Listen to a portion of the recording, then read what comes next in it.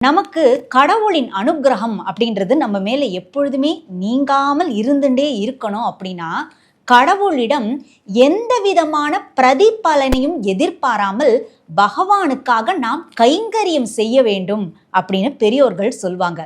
கைங்கரியம் அப்படின்னா என்ன அப்படின்னா, பெருமாளே உன்னுடைய மன சந்தோஷத்துக்காக நான் இந்தந்த வேலைகளெல்லாம் செய்யறேன் அப்படின்னு நாம செய்யக்கூடிய வேலைகளை அப்படியே என்ன வேலைகள் அப்படின்னா, ஒரு பூ கட்டுறதா இருக்கலாம், இல்லை கோலம் போடுறதா இருக்கலாம், இல்லை பகவானுக்காக செய்யக்கூடிய பிரசாதங்களா இருக்கலாம். இப்படி என்ன செய்தாலும் அதை பகவானே உன்னுடைய உகப்பிற்காக, உன்னுடைய சந்தோஷத்திற்காக, உன்னுடைய திருவடிக்கே நான் அர்ப்பணிக்கிறேன்.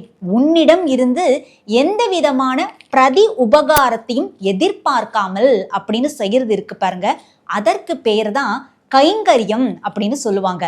கைங்கரியம் எப்படி பண்ணணும் அப்படின்னா, அணில்களைப் போலே, அனந்தனை போலே, அனந்தாழ்வானை போலே அப்படின்னே சொல்லுவாங்க.